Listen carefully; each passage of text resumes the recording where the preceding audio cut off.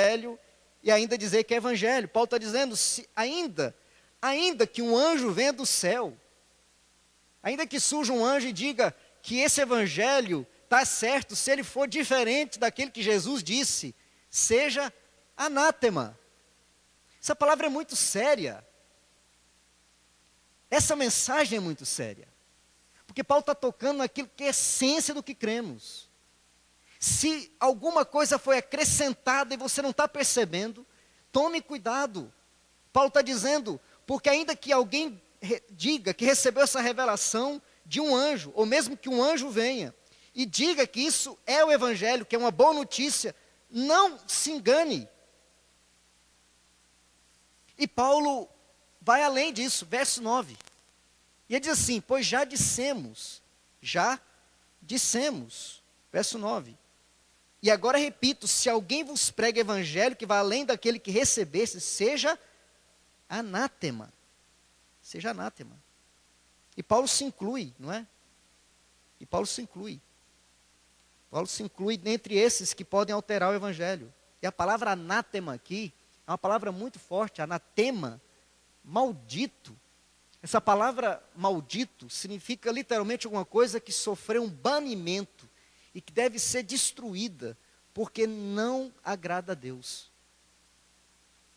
Aí você pode estar dizendo assim, pensando, mas como é que o apóstolo Paulo pode falar isso das pessoas? Jesus não disse para não amaldiçoarmos o inimigo, mas orar por eles? Jesus também disse que se alguém escandalizasse as suas ovelhas, era melhor que amarrasse uma pedra no pescoço e lançasse no abismo. Olha só, aqui a questão não é falar mal de alguém ou amaldiçoar alguém. A questão é perverter o evangelho de tal maneira que ele se torne aparentemente uma coisa boa, mas não salva ninguém. O que é mais terrível? O que é mais abominável? Qual é a maior mentira? Não é a mentira escancarada, é a mentira disfarçada.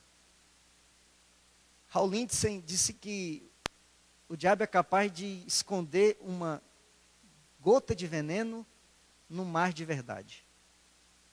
O grande problema é que às vezes nós nos confundimos com o mar da verdade e deixamos de detectar o veneno. Apocalipse conta de duas bestas. A segunda besta pedia adoração. Ela dava tudo o que se pedia. Só exigia a adoração. O que Paulo está dizendo é que esse evangelho, que não é evangelho, pode ser parecido com o evangelho, mas ele é maldito, porque ele nega Jesus Cristo. E nós vamos entender isso exatamente quando nós lemos a carta de Paulo aos Gálatas, e se você está lendo, você já sabe que Paulo já disse isso. Que maldito é aquele que perverte o evangelho de tal maneira que tira a coroa da cabeça de Cristo e coloca sobre a cabeça do homem. Que faz com que as obras, ou que qualquer outra obra humana, ocupe o lugar de Cristo. Pastor, está muito confuso. Calma, querido. Nós vamos chegar lá. Veja só. O versículo seguinte nos diz, verso 10. Vamos juntos? Porventura, procuro eu agora o favor dos homens ou de Deus? Ou procuro agradar a homens? Se agradasse ainda a homens, não seria servo de Cristo. Parece, queridos, que Paulo estava sendo criticado por algumas pessoas que diziam o seguinte: olha, esse evangelho da graça que Paulo está pregando, que diz que nós somos salvos pela graça e somente pela graça, isso não vem de homens e nem de obras para que ninguém se glorie, não vem de qualquer obra humana para que ninguém se glorie. Paulo está fazendo isso para agradar vocês. Ele está querendo, com isso, dizer que é fácil.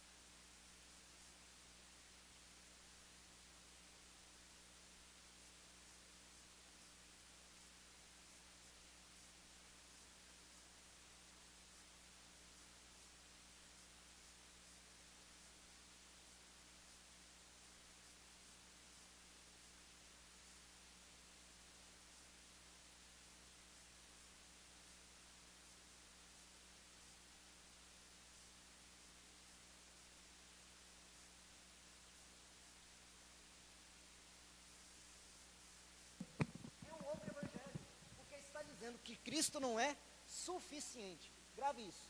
Se alguma coisa é acrescentada à obra de Cristo para a minha salvação, então Cristo não é suficiente.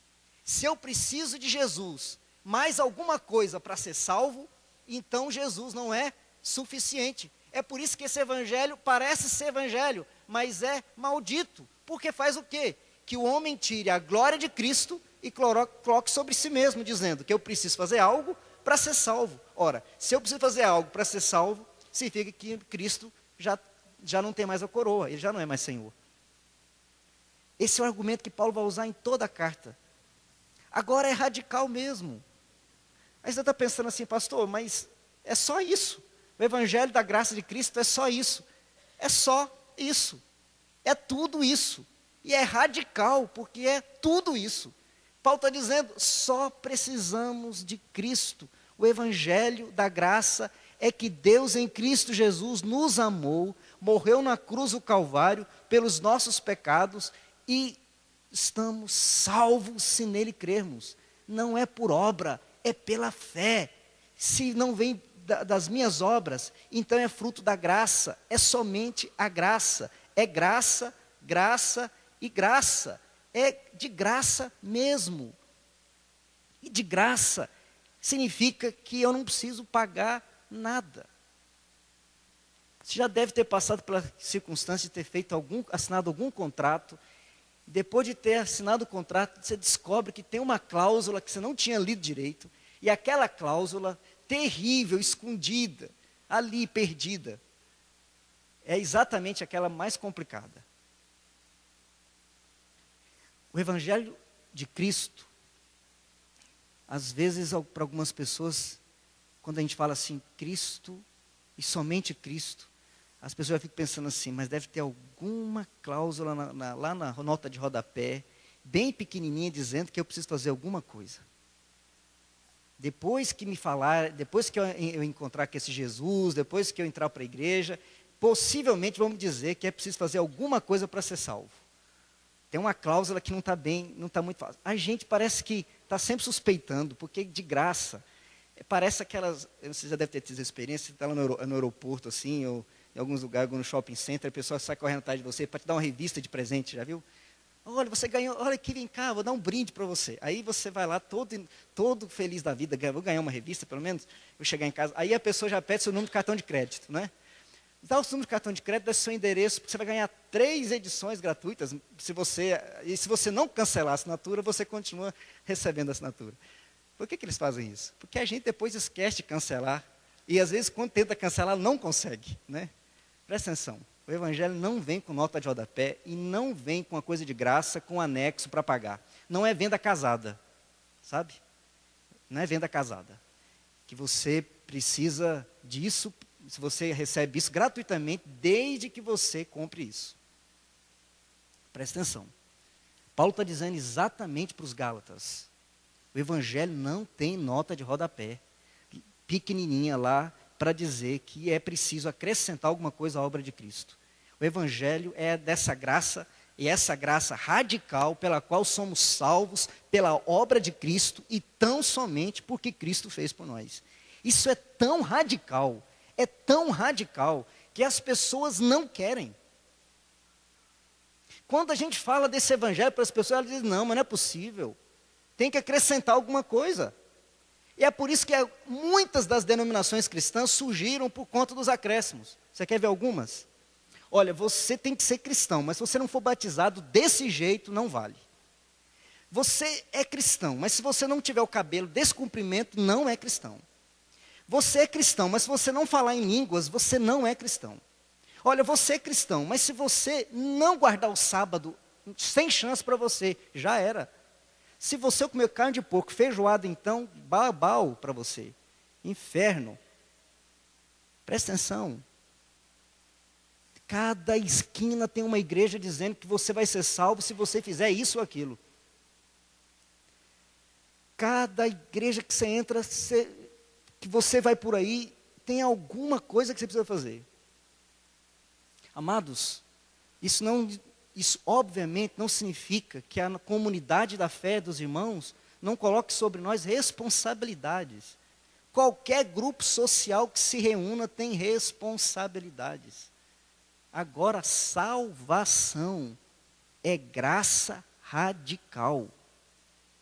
Eu não preciso fazer absolutamente nada além, e tão somente crer em Cristo Jesus como meu Senhor e Salvador, e dizer: Tu és meu Senhor e meu Salvador. Amém. Evangelho da graça é radical, é simples, é muito simples. O que os judaizantes estavam fazendo para os gálatas? Estavam acrescentando alguma coisa, e Paulo diz assim: se aparecer um anjo, por mais bonito que ele seja, brilhante, ainda que ele vá na televisão, bonito, tome cuidado. Ainda que se pareça com o evangelho, se acrescentar alguma coisa, é anátema. Verso de número 11 e 12, para encerrarmos. Faço-vos, porém, saber, irmãos, que o evangelho por mim anunciado não é segundo o homem, porque eu não recebi, nem o aprendi de homem algum, mas mediante revelação de Jesus Cristo. Paulo vai voltar aqui que nós já conversamos no domingo passado. O evangelho tem origem em Deus, é obra de Deus em Cristo, obra gratuita para a nossa salvação. E essa palavra é revelada, essa palavra que você está nas suas mãos, contém esse evangelho maravilhoso, puro, limpo, sem acréscimo. A nossa carta continua. Paulo vai desenvolver nos versículos 13 em diante, entrar em alguns detalhes que nós vamos conversar no próximo domingo. Eu queria que você, durante a semana, tirasse um tempinho para ler. A carta de Paulo aos Gálatas você lê assim 3, 4, 5 vezes na semana, tão pequenininha que ela é. Se você ler, vai ficar mais fácil da gente conversar com ela nos próximos domingos.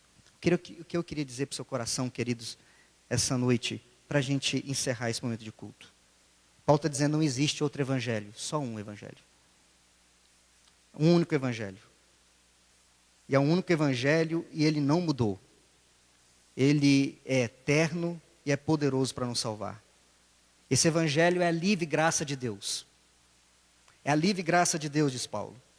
E nós não devemos comprometê-lo como fazem os judaizantes, acrescentando alguma coisa. Nós não devemos desertar desse evangelho como os gálatas, que estavam mudando de time quando ouviram alguma coisa e estavam acrescentando a fé cristã.